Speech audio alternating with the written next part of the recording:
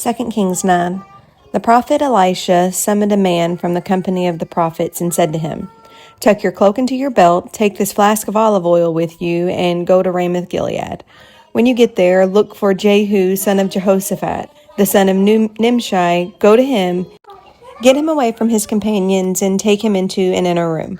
Then take the flask and pour the olive oil on his head, and declare, 'This is what the Lord says, I anoint you king over Israel.' Then open the door and run, don't delay." So the young prophet went to Ramoth-Gilead. When he arrived, he found the army officers sitting together. "I have a message for you, commander," he said. "For which of us?" asked Jehu. "For you, commander," he replied. Jehu got up and went into the house. Then the prophet poured the oil on Jehu's head and declared, "This is what the Lord, the God of Israel, says. I anoint you king over the Lord's people Israel. You are to destroy the house of Ahab, your master, and I will avenge the blood of my servants the prophets and the blood of all the Lord's servants shed by Jezebel. The whole house of Ahab will perish. I will cut off from Ahab every last male in Israel, slave or free. I will make the house of Ahab like the house of Jeroboam, son of Nebat, and like the house of Baasha, son of Ahijah. As for Jezebel, dogs will devour her in the plot of ground at Jezreel, and no one will bury her." Then he opened the door and ran. When Jehu went out to his fellow officers, one of them asked him, "Is everything all right? Why did this maniac come to you?" "You know the man and the sort of things he says," Jehu replied. "That's not true," they said. "Tell us." Jehu said, "Here is what he told me. This is what the Lord says, I anoint you king over Israel." They quickly took their cloaks and spread them under him on the bare steps. Then they blew the trumpet and shouted, "Jehu is king." So Jehu, son of Jehoshaphat, the son of Nimshi, conspired against Joram. Now Joram and all Israel had been defending Ramoth-Gilead against Hazael, king of Aram.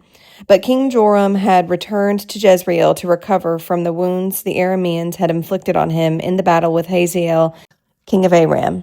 Jehu said, "If you desire to make me king, don't let anyone slip out of the city and go tell the news in Jezreel." Then he got into his chariot and rode to Jezreel, because Joram was resting there, and Ahaziah, king of Judah, had gone down to see him. When the lookout standing on the tower in Jezreel saw Jehu's troop approaching, he called out, "I see some troops coming." "Get a horseman," Joram ordered. "Send him to meet them and ask, 'Do you come in peace?'" The horseman rode off to meet Jehu and said, "This is what the king says, 'Do you come in peace?'" "What do you have to do with peace?" Jehu replied. "Fall in behind me." The lookout reported, "The messenger has reached them, but he isn't coming back." So the king sent out a second horseman. When he came to them, he said, "This is what the king says, 'Do you come in peace?'" Jehu replied, "What do you have to do with peace? Fall in behind me." The lookout reported, "He has reached them, but he isn't coming back either. The driving is like that of Jehu, son of Nimshi. He drives like a maniac." "Hitch up my chariot," Joram ordered. And when it was hitched up, Joram, king of Israel, and Ahaziah, king of Judah, rode out, each in his own chariot, to meet Jehu. They met him at the plot of ground that had belonged to Naboth the Jezreelite. When Joram saw Jehu, he asked, "Have you come in peace, Jehu?" "How can there be peace?" Jehu replied, "as long as all the idolatry and witchcraft of your mother Jezebel abound." Joram turned about and fled, calling out to Ahaziah, "Treachery, Ahaziah!" Then Jehu drew his bow and shot Joram between the shoulders. The arrow pierced his heart, and he slumped down in his chariot. Jehu said to Bidkar, his chariot officer, "Pick him up and throw him on the field that belonged to Naboth the Jezreelite. Remember how you and I were riding together in chariots behind Ahab his father when the Lord spoke this prophecy against him. Yesterday I saw the blood of Naboth and the blood of his sons, declares the Lord, and I will surely make you pay for it on this plot of ground, declares the Lord. Now then pick him up and throw him on that plot in accordance with the word of the Lord." When Ahaziah, king of Judah, saw what had happened, he fled up the road to Beth-Hagan. Jehu chased him, shouting, "Kill him too!" They wounded him in his chariot on the way to Gur, near Ibleam, but he escaped to Megiddo and died there. His servants took him by chariot to Jerusalem and buried him with his ancestors in the tomb in the city of David.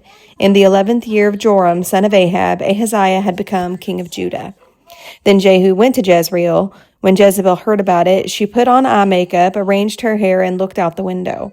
As Jehu entered the gate, she asked, "Have you come in peace, you Zimri, you murderer of your master?" He looked up at the window and called out, "Who is on my side? Who?" 2 or 3 eunuchs looked down at him. "Throw her down," Jehu said. So they threw her down, and some of her blood splattered on the wall and the horses as they trampled her underfoot. Jehu went in and ate and drank. "Take care of the cursed woman," he said, "and bury her, for she was a king's daughter." But when they went out to bury her, they found nothing except her skull, her feet, and her hands. They went back and told Jehu, who said, "This is the word of the Lord that he spoke through his servant Elijah the Tishbite. On the plot of ground at Jezreel, dogs will devour Jezebel's flesh. Jezebel's body will be like dung on the ground in the plot at Jezreel, so that no one will be able to say, 'This is Jezebel.'" Chapter 10. Now there were in Samaria 70 sons of the house of Ahab. So Jehu wrote letters and sent them to Samaria, to the officials of Jezreel, to the elders, and to the guardians of Ahab's children. He said, "You have your master's sons with you, and you have chariots and horses, a fortified city, and weapons. Now as soon as this letter reaches you, choose the best and most worthy of your master's sons, and set him on his father's throne. Then fight for your master's house." But they were terrified and said, "If 2 kings could not resist him, how can we?" So the palace administrator, the city governor, the elders, and the guardians sent this message to Jehu: "We are your servants, and we will do anything you say. We will not anoint anyone as king. You do whatever you think best." Then Jehu wrote them a second letter, saying, "If you are on my side and will obey me, take the heads of your master's sons and come to me in Jezreel by this time tomorrow." Now the royal princes, 70 of them, were with the leading men of the city, who were rearing them. When the letter arrived, these men took the princes and slaughtered all 70 of them. They put their heads in baskets and sent them to Jehu in Jezreel. When the messenger arrived, he told Jehu, "They have brought the heads of the princes." Then Jehu ordered, "Put them in 2 piles at the entrance to the city gate until the morning." The next morning Jehu went out. He stood before all the people and said, "You are innocent. It was I who conspired against my master and killed him. But who killed all these? I know then that not a word of the Lord has spoken against the house of Ahab will fail. The Lord has done what he announced through his servant Elijah." So Jehu killed everyone in Jezreel who remained of the house of Ahab, as well as all his chief men, his close friends, and his priests, leaving him no survivor.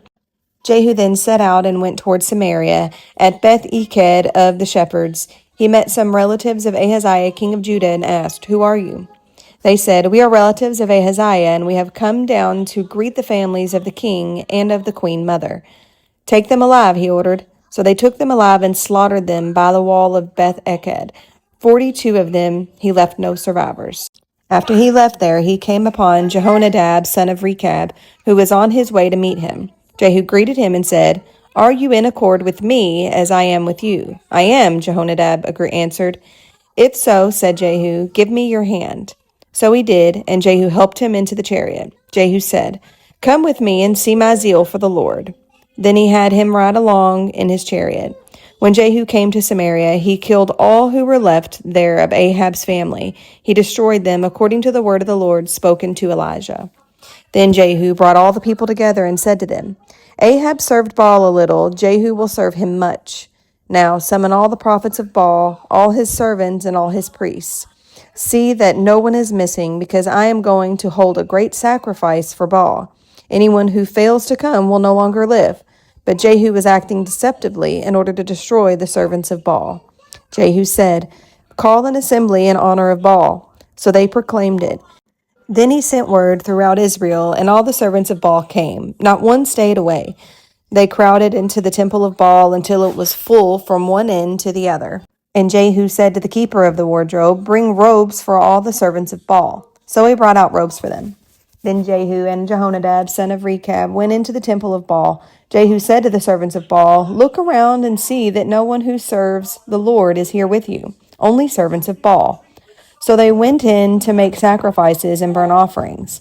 Now Jehu had posted 80 men outside with a warning: "If one of you lets any of the men I am placing in your hands escape, it will be your life for his life." As soon as Jehu had finished making the burnt offering, he ordered the guards and officers, "Go in and kill them. Let no one escape." So they cut them down with the sword.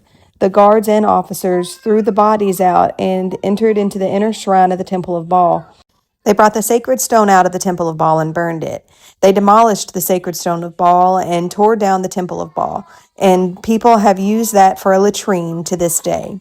So Jehu destroyed Baal worship in Israel. However, he did not turn away from the sins of Jeroboam, son of Nebat, which he had caused Israel to commit, the worship of the golden calves at Bethel and Dan. The Lord said to Jehu, "Because you have done well in accomplishing what is right in my eyes and have done to the house of Ahab all I had in mind to do, your descendants will sit on the throne of Israel to the fourth generation." Yet Jehu was not careful to keep the law of the Lord, the God of Israel, with all his heart. He did not turn away from the sins of Jeroboam, which he had caused Israel to commit. In those days, the Lord began to reduce the size of Israel. Hazael overpowered the Israelites throughout their territory, east of the Jordan and all the land of Gilead, the region of Gad, Reuben, and Manasseh, from Aroer to the Arnon Gorge through Gilead to Bashan. As for the other events of Jehu's reign, all he did and all his achievements, are they not written in the book of the annals of the kings of Israel? Jehu rested with his ancestors and was buried in Samaria, and Jehoahaz, his son, succeeded him as king. The time that Jehu reigned over Israel in Samaria was 28 years. Chapter 11. When Athaliah, the mother of Ahaziah, saw that her son was dead, she proceeded to destroy the whole royal family. But Jehosheba, the daughter of King Jehoram and sister of Ahaziah, took Joash, son of Ahaziah, and stole him away from among the royal princes, who were about to be murdered. She put him and his nurse in a bedroom to hide them from Athaliah, so he was not killed. He remained hidden with his nurse at the temple of the Lord for 6 years, while Athaliah ruled the land. In the 7th year, Jehoiada sent for the commanders of units of 100, the Karites and the guards, and had them brought to him at the temple of the Lord. He made a covenant with them and put them under oath at the temple of the Lord. Then he showed them the king's son. He commanded them, saying, "This is what you are to do, you who are in the 3 companies that are going on duty on the Sabbath. A third of you guarding the royal palace, a third at the Sur gate, and a third at the gate behind the guard, who take turns guarding the temple. And you who are in the other 2 companies that normally go off Sabbath duty are all to guard the temple for the king. Station yourselves around the king, each of you with weapon in hand. Anyone who approaches your ranks is to be put to death. Stay close to the king wherever he goes." The commanders of units and of 100 did just as Jehoiada the priest ordered. Each one took his men, those who were going on duty on the Sabbath and those who were going off duty, and came to Jehoiada the priest.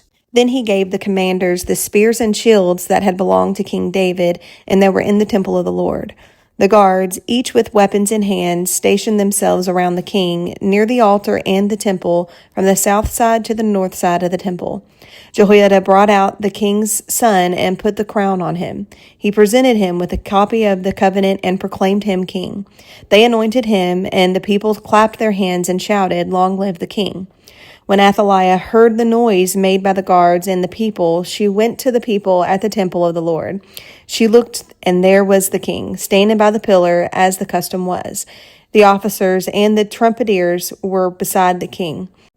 And all the people of the land were rejoicing and blowing trumpets. And Athaliah tore her robes and called out, "Treason, treason." Jehoiada the priest ordered the commanders of units of 100 who were in charge of the troops, "Bring her out between the ranks, and put to the sword anyone who follows her."